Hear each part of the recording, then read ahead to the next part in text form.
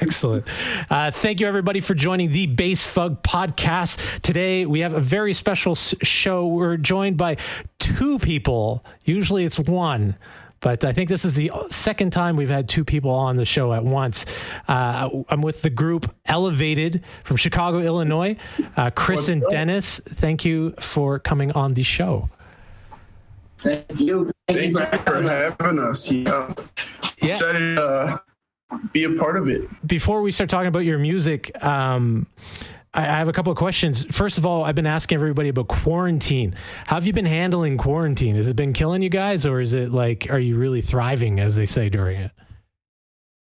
I mean, you know, the whole not being able to play shows and whatnot, that's definitely taken its toll and gotten to, at least me, I'm sure it's gotten to Dennis as well at times.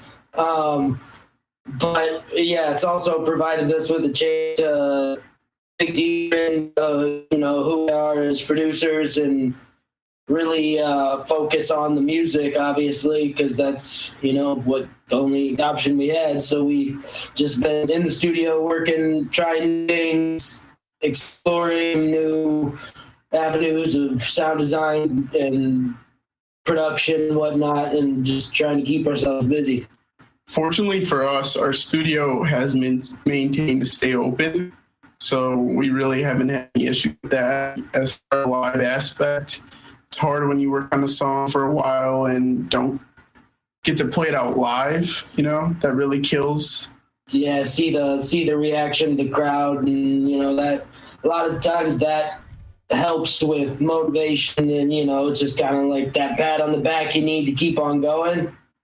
Yeah. But it's it's been a challenge, but I think it was at the end we found a way to, you know, make it beneficial to us. So, and we kind of lived this quarantine life before the quarantine. It's like people are finally getting on our schedule. So yeah, aside from shows and whatnot, yeah, aside from that, exactly always popping out, so to speak.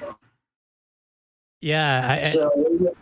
I think it's hard for musicians too, because of just like the networking aspect, you know, like you're saying, you're trying to test out a new song. You can't see people on the other side of a Twitch stream, you know, it's hard to get the vibe to know what's working and what's not. Right. Yeah, absolutely. I mean, you got your SoundCloud comments and whatnot that, you know, kept us going though, because our fan base is always pretty good about, you know, letting us know in the comments how they feel about the song, whether it's like just saying this is awesome or saying something ridiculous like, I don't know, I couldn't even think of an example. There's some funny ones there. My favorite last comment I think we had on the SoundCloud link was someone said, "Great, I was hoping for violence," or something like that. Wow. Do you find you guys have like a violent sound, or? That particular song was it was a little heavier. It was on the I think that was on our Marshmallow Sudden Death Crusade flip, and that one definitely is a bit angry, I would say. Yeah, definitely a little angrier. We like to switch it up. I mean, I would say if we're making like dubstep, though, in most cases it's pretty aggressive dubstep. Yeah, it's in your face. Yeah, pretty in your face. But then, you know, if we're making our like the trap or the experimental stuff, a lot of time that's not as violent or angry, and you know, it's got, I don't know how to describe it. You know, it's as weird as we can get. Yeah, it's weird, and it's like, you know, we try to make it like have it so be like swag. I guess I hate using that word, but you know, just like swagger. We would like. The other stuff we like it just be cruising and just feel like a boss, you know? Yeah, definitely agree. Yeah. So how did you guys meet? I know that's a generic question, but I have to ask, you know, because I'm sure a lot of people are wondering. Well, we actually met through a Facebook post. I was going to a school out in Chicago and had the opportunity to have some studios. And at that point, I was definitely on my own. I was doing Elevated with the EED. not making music, just dipping my feet into production. And I made a Facebook post saying, like, I got a studio, I'd love to work with some people, and Chris is the first one. And we, like, bonded ever since. Yeah, we realized then that we made music well together and our ideas vibed well. So, yeah, we kind of just started making music together before we even, I would say, joined forces. Yep. Officially. We already had like 5 or 6 songs that we made together. So why don't we just join forces? And this was already had to rebrand because obviously the normal elevated name we would have ran into problems somewhere. So it's just perfect timing. Yep, perfect timing. Do you find it's interesting that you bring up having to rebrand? I've talked to a lot of people that run into sort of the same problems. They call themselves something and then they start getting some plays, some followers, but then they get a shitload of heat because there's like maybe 20 other guys in China or something that have the same name, right? It's homework before officially like naming yourself something like that. I mean, also it's like, your moniker or whatever.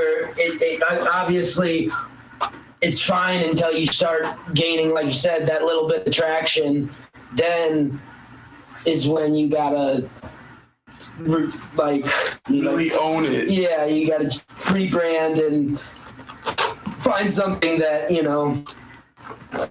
no one's taken and that you don't run into those issues with. So before Elevated, I just kind of like threw that out there, and then we really like the name Elevated and like what it standed for. So we're just trying to figure out ways. And I spelled it once without the E at the end. I was like, wait, that's kind of tight.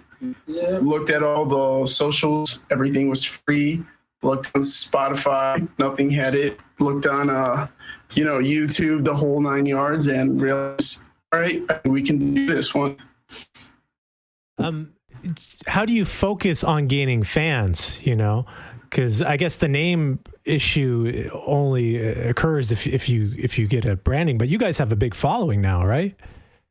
Yeah, I mean, it's done its not bad. Yeah, it's done its part. The focus on gaining fans, I guess, is there's like so many different moving parts of that. You got to obviously make the music and release the music on whatever platforms, and you gain fans through that, or at least people hear your song. Maybe they're not fans yet, but they hear the song, they like the song. But a very important part, I would say, is the social media interaction and like actually engaging your fans rather than, letting comments pile up and just not doing anything, saying anything back to these people, That's how you get your grassroots following, which is obviously the first step. Yeah, I think a big thing that we did was like, we had awesome music. We weren't getting any in Chicago. We're just like, why are we letting this get to us? Let's just keep putting the music out and let the music speak for it. And that really showed its part. Yeah, because online I see you guys played some big shows. What's it like, going from maybe like 100 fans to, playing in these gigantic crowds, It's a great feeling. It's also, it feels like almost more, it's more of the payment than like whatever we would be getting paid at those shows. It's like, that's why we were in the studio for as long as we are. It's not because we want to make a ton of money from music. It's because we want to do whatever we can to influence people, our fans, and, other people, hopefully make more fans, or just, we want our music to be heard. Yeah, that's the biggest thing. And just like our love for it, we weren't doing it like he said for the money, because if we were doing that, I would have been a doctor, Yeah. Some shit that actually pays, because like If you're in it for the long haul, you'll realize the payment comes in like it's like a soul payment. Like your soul gets. Yeah, the shows they give you that sense of, accomplishment that you need. But yeah, there's certain cases where, someone gets into it and they know the right people right away. So they just shoot right to the top. There's like plenty of stories of that with people, but I feel like a common misconception is if that's not the case for you, that like for the first couple years, you're making barely anything. Like, you're paying out of your pocket to go get to a show that you're only getting $100 for or whatever, because, travel and everything else costs this much. Yeah. It's not as glamorous at the beginning as, one might think. Yeah.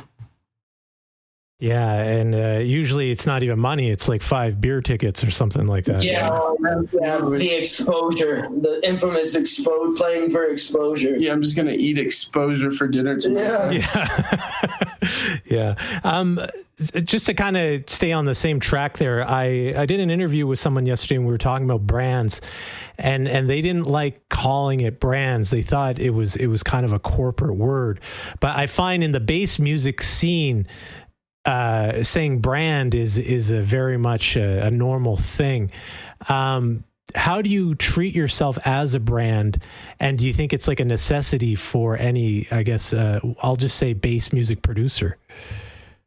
I would say, treating yourself as a brand is just, it doesn't mean like, it's like we said earlier, it's not about the money necessarily, but it's just like, I think when we say brand, we more so mean like our image and like just the aesthetic that comes with Elevated. And, I almost don't like to think of just us as Elevated, because we got a whole team of people that are like always working just as hard as we are. So we just want it to be just a cohesive unit that everything we do resembles that. Yeah, exactly. Resembles just what people have grown to expect. Like I feel like, especially in electronic music, because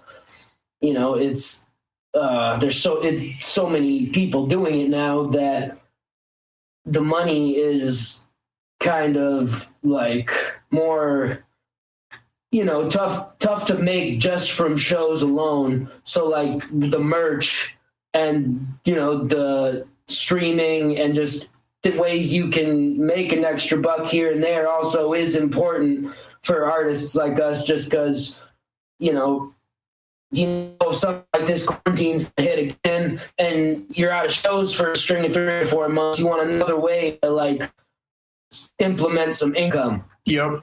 And the biggest thing is, if you really like, with us, for example, we took it for the last few years since we've been in the studio as kind of like a corporate, hey, we're going to be here 9 to 5, not necessarily those hours, but we're in here 8 hours a day, basically just hustling and doing treating it like like going to work. Because if you don't, then there ends up being some slack, and a team doesn't work well if you're just doing your own thing, Yeah, you have to take yourself seriously, right? Exactly. Yeah, take yourself seriously and just think about like, building towards that image. I guess you could call it image rather than brand if you didn't like the word, but it's just, especially with this type of music, I feel like you don't have a genre or define yourself necessarily, but you got to have a sound. Yeah, that's what you kind of sell to people to book you. It's the sound, like the best artists are as big as they are. I feel like a lot of them, because someone can listen to like 4 seconds of the drop and know who that person is right away. They have such a distinct sound, which I somewhat correlate to like brand and stuff, it's just like way of making that full circle. Yeah. Speaking of sound, Can you comment on sort of the evolution, I guess, of, I'll just say bass music, but more specifically, I'll say dubstep. 15 years ago, it wasn't anywhere in the United States. And now I think more people listen to electronic music than they do real music. That's what it seems like. I don't know if you agree. Yeah, it's crazy. It really took a turn. It went from like, I think it also has something to do with what becomes main stage music and what becomes like sellable music. For example, like when the big trap scene took over, there was still dubstep, but that was just in the underground. You know, you had to go to those shady kind of places to be like, oh, okay, this is what this is, you know? So it wasn't still here. It was just like part of the underground. And I loved all of it. I loved electronic music as a whole. So for it to become like commercialized and being on commercials and sold on commercials like that, that really brought trap to like its peak. But also with the peak, there comes a fall. And what was right there lurking in the shadows, always dubstep. So of course dubstep was going to come up next. See some dubstep guys on the fucking main stage now. I'm not saying it's going to have a fall because it's a lot diverse. It's so different than what it's been in the last 15 years, but that really just like implements change, you know, and that's a good thing because as new music comes out, that means that there's new VSTs coming out, there's new programs coming out. There's so many different things that like you said, sound, if you listen to dubstep from 5-6 years ago compared to now, it's like people are just figuring out insane ways to do new sound design or like work audio and stuff. So it just comes from, you know, there's so much. And honestly, that is also like, it makes our job tougher because you gotta stay like constantly changing and pushing your sound design to the next level, because if you don't, someone else is going to do it, or someone already did, and you got to like put something even crazier out. It's ever evolving, and I'm excited for where the dubstep scene is at right now. I think a lot of it honestly has to do with the Exertions Festival Lost Lands. That's like brought, I feel like, a lot of people that wouldn't usually even venture off to the dubstep stage over to the dubstep side, you know? Yeah, and you bring up a good point. You're saying it's like that in almost anything, even outside of music, you know, it could be that in your job or whatever. Like if you don't evolve, someone's going to replace you, you know? So if you're doing something, you better love it, you know? Absolutely. But that's why, you know, people should be so excited because it's a very saturated market. So there's a lot of people trying to do this right now. So, and everybody, I'm sure there's plenty that will push the envelope just enough to make that new crazy sound that everybody goes crazy for. And so, yeah, I'm excited to see where the future leads with dubstep and bass music, you know? This might sound stupid, but do you think, I don't know, man, like it's getting to the point where it feels like every sound's been made, right? Do you agree? That's hard. That's a hard one. Yeah. There is a lot of sounds that have been used and whatnot, but with sound design and everything, that's the beauty in it. It's like such small increments of change on different parameters can make such a difference, or make could hit right harmonic on your comb filter or whatever, and there's just so many different things you can do that I feel like there's no way that it'll ever get to the point where everything's been done. Well, that's good news for a lot of producers listening to this, I think. Yeah, that's why it's called sound design, you know? It's because you're designing something that with the hope that it's never been done before, you know?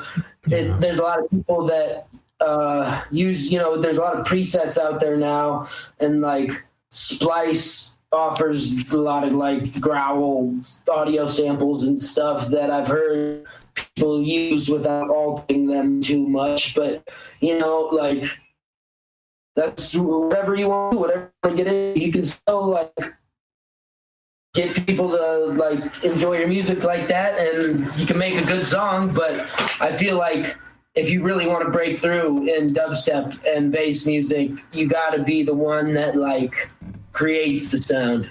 And the biggest thing with that is like with every tool that you have, you can do that, but it's just like what tools are in your toolkit, you know? Yeah, exactly. You know, and it seems like sometimes one VST will come out like massive and it just changes music for 3 years, and then Serum comes out and then that changes music for the other 3, you know? Yeah, absolutely. That's a good point. Like you said, it almost like we're to the point where every sound's been done. Serum, it's a great VST, but I feel like it's harder to get authentic sounds in Serum than it was with Massive. Interesting. Just slightly. I just feel like at the end it all kind of sounds similar with Serum, whereas with Massive or even the older ones like Propellerhead Reason or whatever it may be, you were really able to get those like authentic, full sounds, as where Serum sometimes it's tough to lock in on those. Let's go down the sound design route, because you guys seem very knowledgeable in the area. There's something that's kind of I really want to ask first before anything. How do you guys both produce at the same time? Do you do like a hot seat, like someone goes for like a little bit and then you guys switch it up, or how does that work?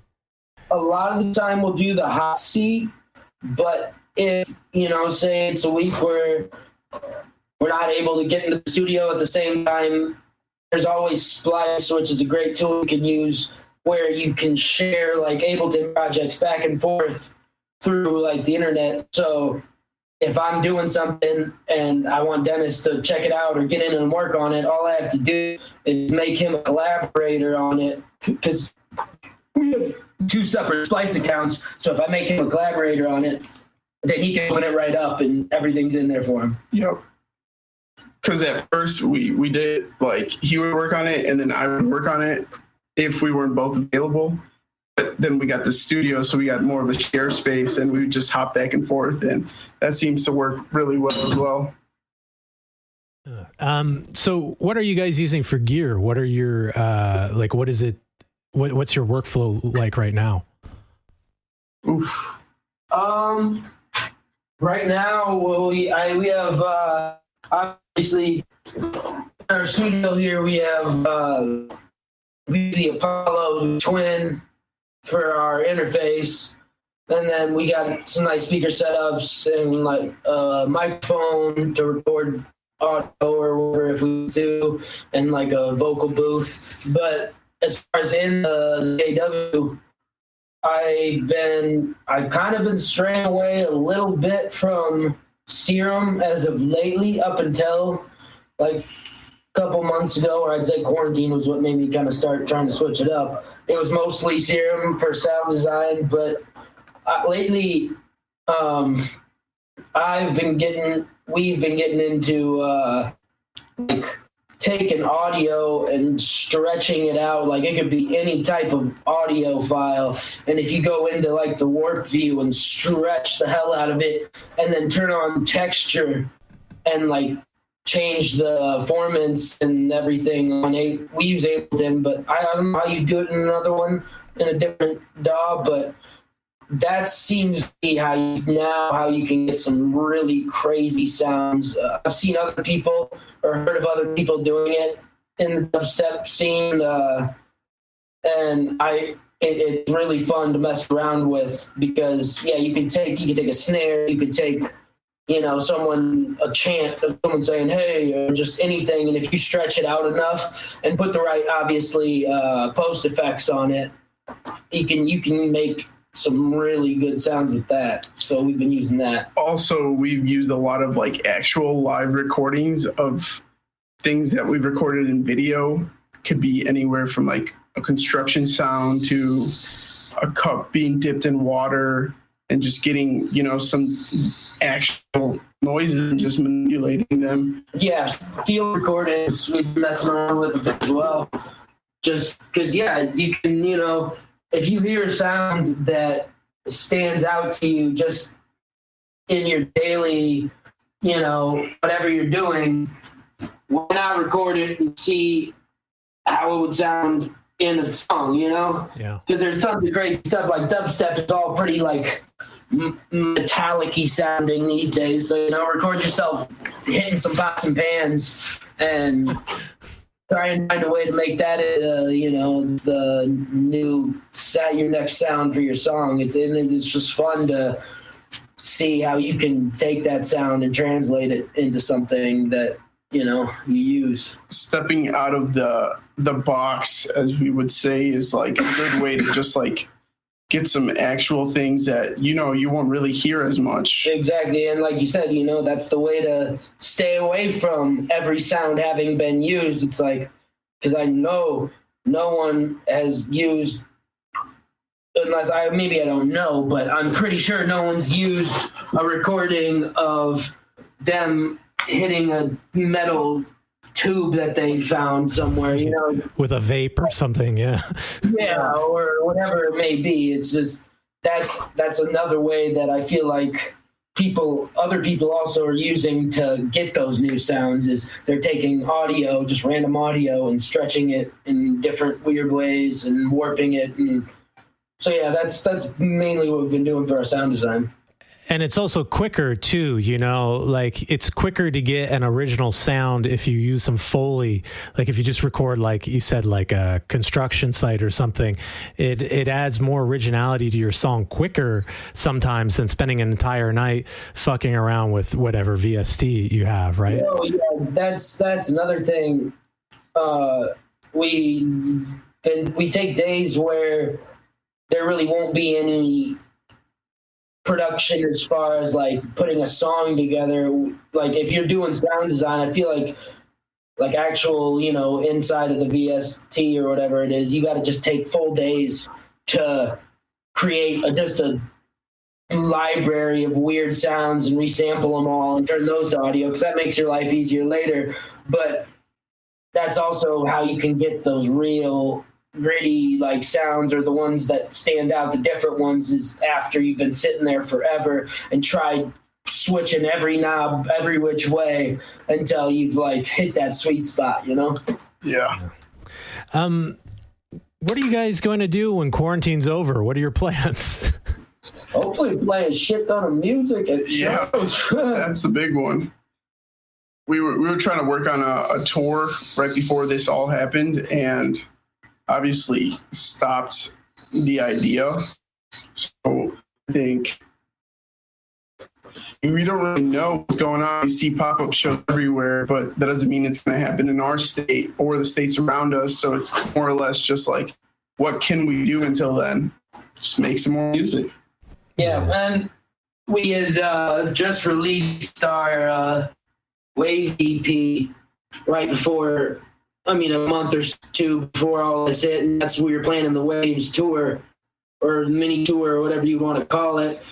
But then all this hit, so I imagine, try to release another EP in the near future, and then try and get that small tour going back, get up and going again, because our fan base has been spreading out pretty quick, and there's places that people haven't gotten the chance to see us play yet that we haven't played. So we're just kind of trying to get out there and connect with everybody once it's all over.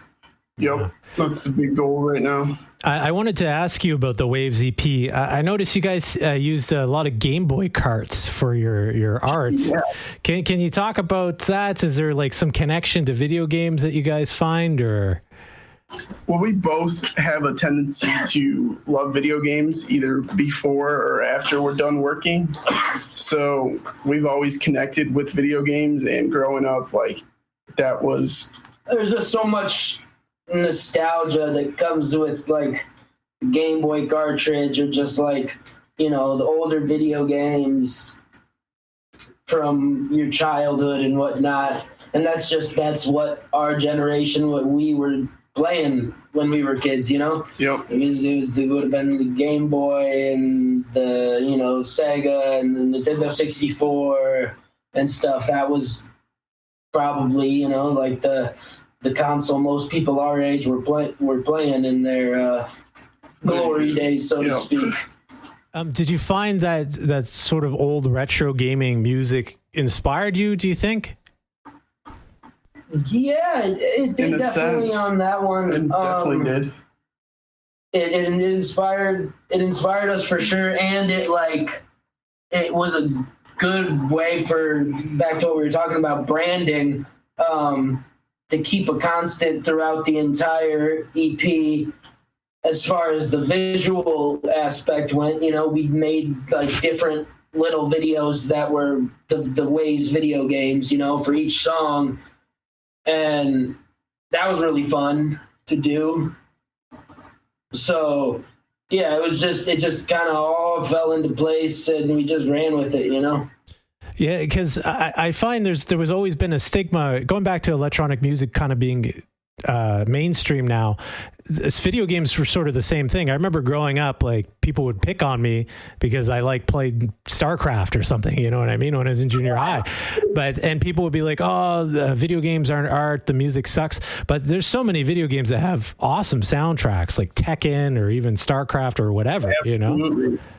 Hey, man. Beautiful thing about electronic music, I feel like, is it made being a quote nerd cool, you know, like all the stuff that we've been doing is all of a sudden cool. Like electronic music itself, like at first you were an outcast if you liked it, you know, you weren't, it was the weird music. If you liked it, then like you were weird, you know, it's not real music. Or whatever. That's the biggest one. Like, why don't you just make real music? I don't want to listen to real music. I heard that so much growing up. Yeah. Oh yeah, it's ridiculous. But now it's like so almost commonly accepted that, you know, like every kid knows who Marshmello is. Maybe it's because of Fortnite, but still, they wouldn't. If it wasn't, he wouldn't have gotten onto Fortnite if it wasn't for his music, which is, it is electronic music. So it's like, it's broken its way into the mainstream now. Yeah. And I was going to say, hey man, people are going to fucking hate on you for anything.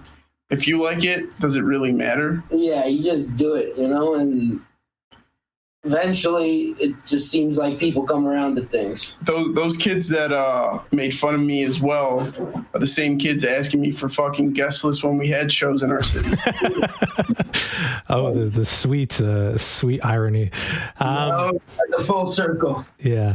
How did you guys, talking about the early days, it's going to be a hard question because it's going to be a different answer, I think, from Chris and Dennis, or from both of you guys. What are your first music memories? How did you get interested into making music? Chris, you want to go first? Should I? Oh, yeah.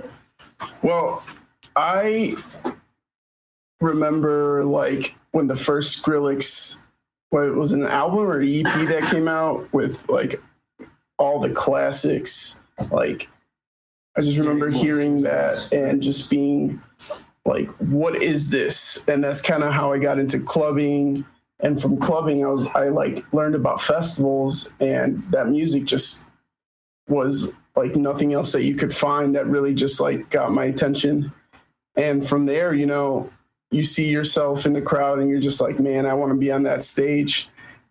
So my natural thought process was like, all right, well, let me see what I can do to get there. And I took all the courses that I could.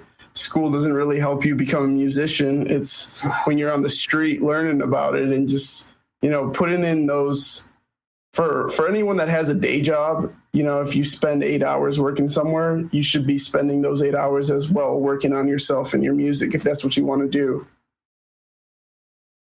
And you just really like learn the ins and outs, and you just keep learning until, you know, you get what you what you got, and then you work with that. And that's as far as I know. But some of my musical things, or some of the musical aspects that really got me into it, I would say it was weird because I went to rock concerts. I liked all kinds of music, but it's like the electronic dance music scene was just so diverse and so different than anything going on right now. And I just loved it. It just, like I said, it got me full circle. I was like, man, I want to do this. I want to do it all. It's a little different for Chris. Yeah, I've been doing music, not electronic, but I've been making music and playing music since I don't know. I got my first guitar when I was like 7 years old or something. Oh, wow. And so I played guitar for a little while, and then in junior high school, was in numerous different bands that or didn't ever work out, just because it's so, with a band, like a full group of like 4 or 5 dudes, is just so hard to, it's so hard to find 4 or 5 people in general that are like willing to take it as seriously as you need to. And also, you're in high school, so it doesn't really matter. It's all just kind of, you're learning. It's a learning process. And so. And you're managing like 5 people's emotions and ego and stuff. And, it's like, luckily in my case, most of the time it was just me running into issues of like motivating people. But a lot of the times I feel like you get into those groups where there's 2 guys who want to be the creator of everything. They want their vision to be the vision, and I'm sure that's a nightmare to deal with. So none of the bands worked out ever back then, obviously, and so I stopped making music for a little bit and tried going to college, and didn't really work out. So, but while I was going to college is when I discovered festivals, and I'd been to EDM events before, but it was in college when, I think the festival thing was really what kind of locked me into be like, all right, this could be a route. And I mean, like I love the music, so, and the whole entire, just the whole thing, the idea, the culture and whatnot. So I looked into what programs were the best to start making EDM, and got Ableton, and the rest is just about, I guess, leads up to where we are. Oh, awesome. Yeah. I think it's really inspiring, especially to someone who's listening right now and they don't really make music. I'm sure you guys have friends and family that go, oh, I want to make music. Like, what kind of computer do I need to buy? And they think they got to spend like all this money, but they don't realize all you need to do is just get started, right? Yep. Yeah, you just create something, like there's cheap programs and free programs you can get to just get your feet wet, so to speak. It's like, you got to like just have enough of an urge to create. That's the biggest thing that I feel like people don't necessarily understand, is like, you can have all of the software, every program, access to anything you want, but that's not even what you need to get off the ground,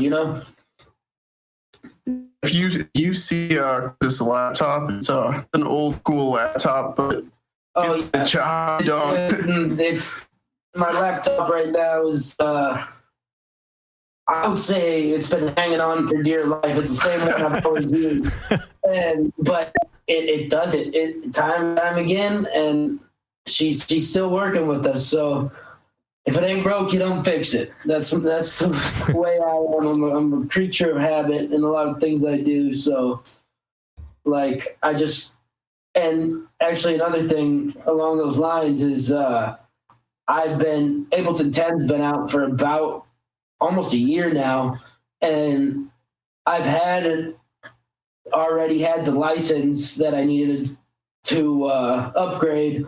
But I just was so scared for so long to do it, thinking that there would be very small changes that would interrupt my workflow so much, Yeah. we were kind of talking about this a little bit earlier. We were saying that the market is kind of saturated now. As wonderful as it is that anyone can start making music now, it's easier than ever. You don't need millions of dollars to go in a studio. Like, you could just use an old laptop or whatever. Do you find there's too much music on SoundCloud, or does that bother you? Or never too much music. It does.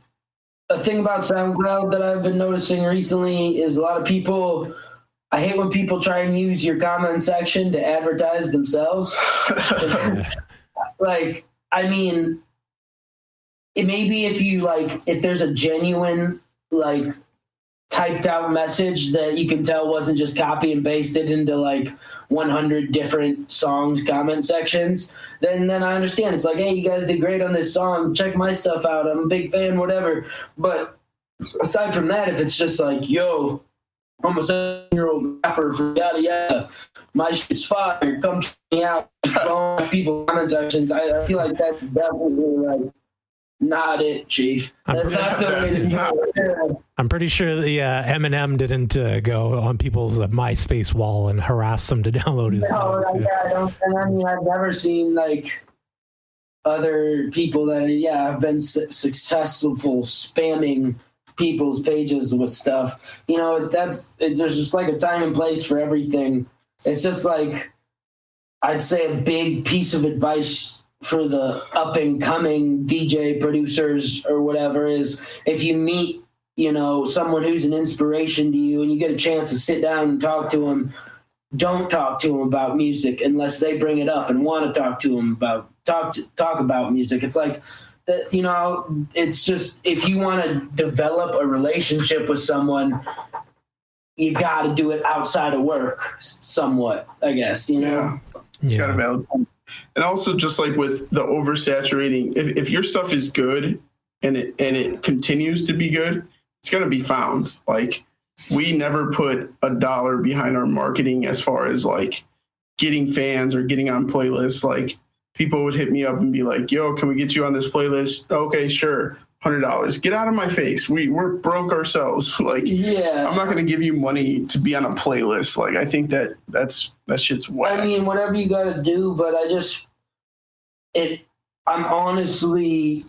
it feels better knowing that most of our following to this point is, you know, somewhat organic. Yeah.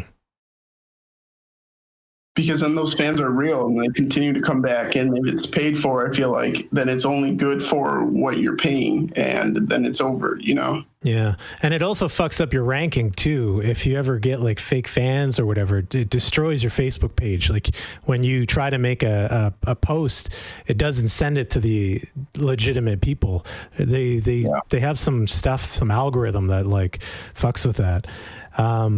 You know, this playlist thing is kind of a new phenomenon to me. The last few guests have brought it up. It's sort of weird because there was never really a playlist back in the day. I guess the playlist was the radio, and the record label would give them payola to play the song on the radio. So I guess that's sort of how that evolved. Yeah. Do you guys ever think... Oh, sorry. So, I was just saying, it is something that's been pretty new over the last 2 or 3 years. Like, you'll get someone that has a big following and then tries to charge you for it. And I'm like, personally, it could help us, but in the long run, like, the organic way is realer to me. Yeah. And we try to stick with the realness. That's just speaking about SoundCloud, I feel like, because there are like Spotify playlists, which, I'm sure there's cases of people being able to pay to get on them, but in most cases, those are like hand-picked, curated playlists, and the songs that we've gotten on there really helped our like Spotify streaming numbers. There's the one, I think our song Diamond Main is at what, like over 100K. Oh, wow. I think that's one of our higher songs on Spotify. We got on the Dubstep Dawn playlist, but we didn't ask anyone to do it. You know, they just put it on themselves. So that's the organic way of getting it. Like, how did you find out you were on it? We got a notification on so like behind every artist page, you can see like what is giving you the most plays via song on Spotify. Mm-hmm. And we saw that one, and they sent us our personalized like way to push that playlist to the crowd. So we're like, damn, how did this happen? It was sick. I don't know. Yeah. What do you think about streaming in general now? Do you prefer like people being able to download the singles, or are you okay with streaming? Well, with streaming, we always love to give the people some free music, just because if you're listening as well, be able to have this copy. And we saw that really got to like local kind of level of DJs that are playing it, and then we would see our songs getting played by a bunch of local people, and then we got on a few labels like Bygore, and then we saw like big artists playing our music, and it just like it takes off on its own, you know. And I mean, the tough thing in this industry, as far as selling your music, is there'll always be some way to rip something, and obviously some people starting off don't have a lot of money, and we understand that. So that's why we do try to give a lot of stuff away for free. But, if we like the Waves EP and whatnot, they can listen to it on SoundCloud.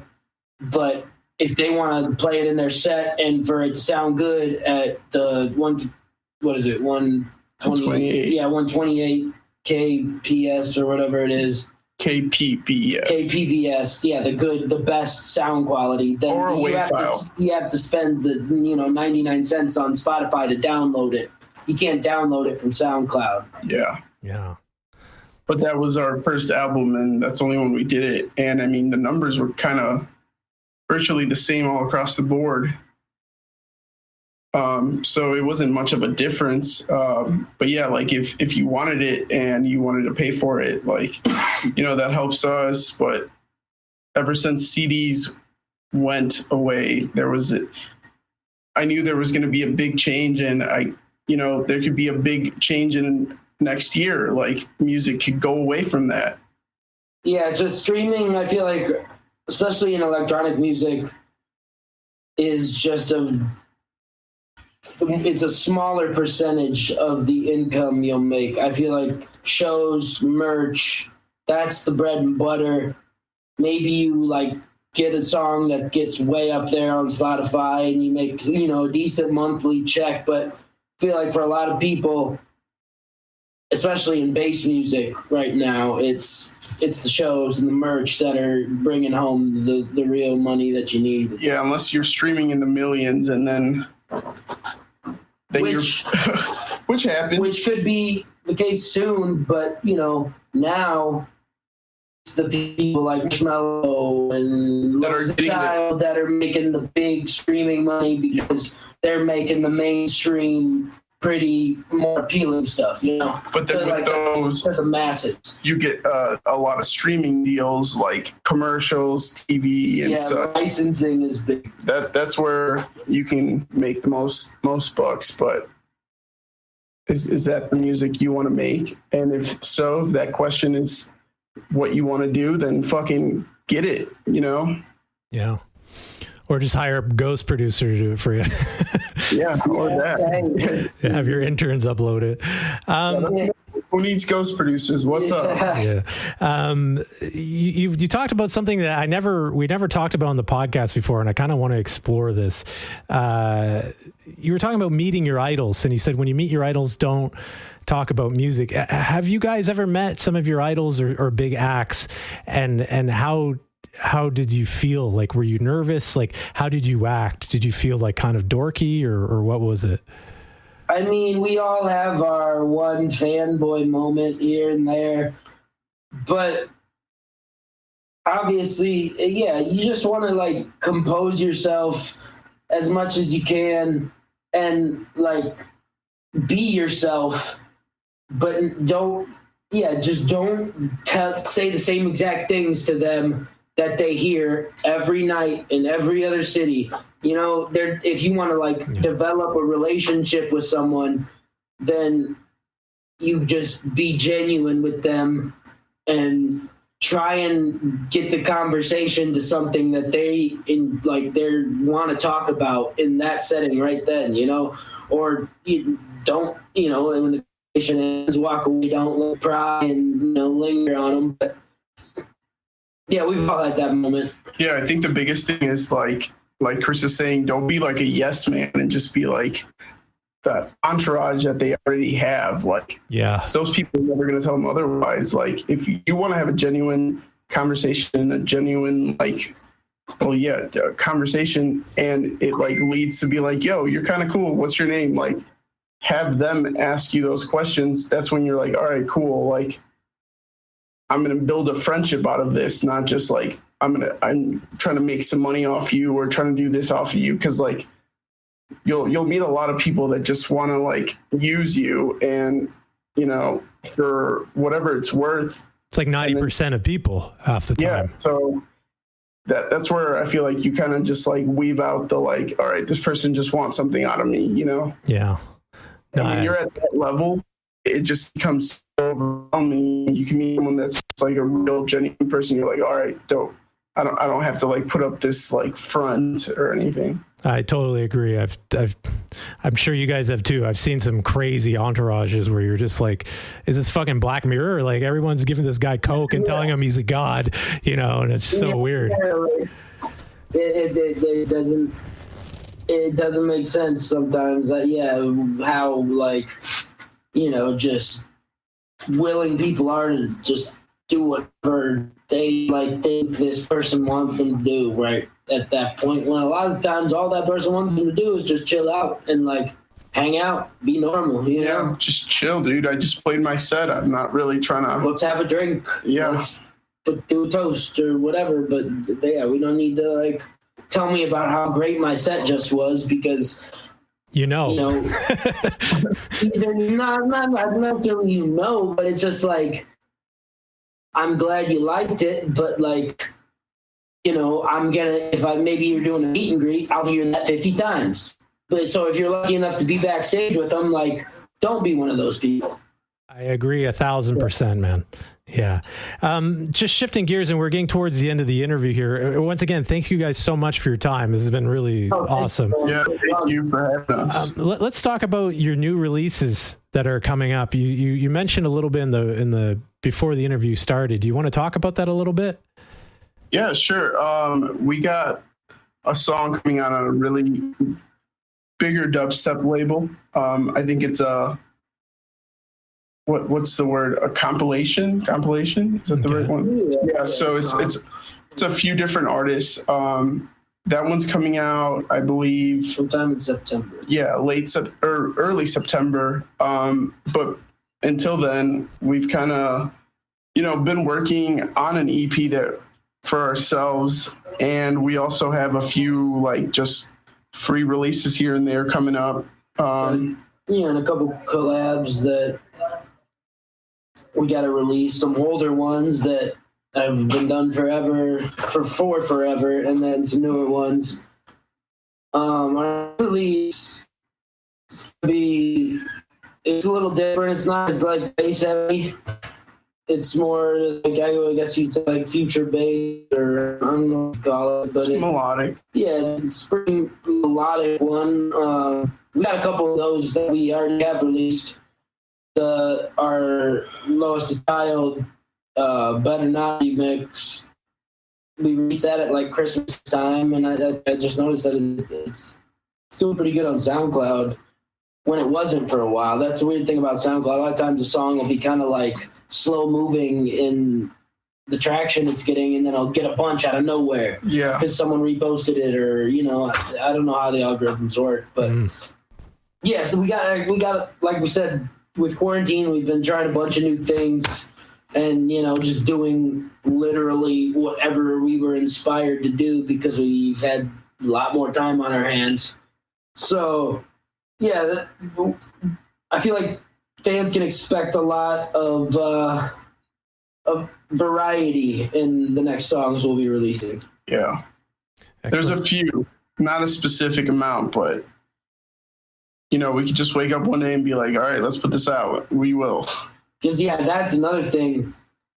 like even before the Waves EP, well, I guess after the time after we had made the Waves EP, there's like a whole catalog of music that hasn't been released. And like we were saying with collabs, we got a couple collabs that have been pretty much done. We just haven't taken the bun out of the oven yet on them or whatever. Yeah. So yeah, we got a ton of music that if we wanted to, which we may, we could release another song every week, for the next 3 months. But you gotta if we want to do this EP, you kind of got to leave a little space to build hype and anticipation, and yes. So I don't know what's gonna happen, but yeah, there'll be a lot of music soon. Yeah. Excellent. I agree. Well, thank you guys so much for the interview. Where can people reach you? What are your social links? We are on Elevated on Spotify and SoundCloud. Elevated Music on Twitter, Instagram, and Facebook. And shoot us a message. If we don't answer right away, we'll get to it. But we'll get back to you. Yeah, we usually always do. It's one of our favorite parts of this is engaging with our fans. But if you ask us to just, repost my song, I'm probably not going to listen. Do people do that? Yeah, just, not an introduction. Yeah, they send you a link to something. Can you repost this? Check this out. Do I know you? I don't know. We worked hard for our numbers. We're not just going to give it to anyone. Thanks, guys. Totally appreciate it. Take care. Have a good night. Yep, later on. Bye. Yeah, see you guys.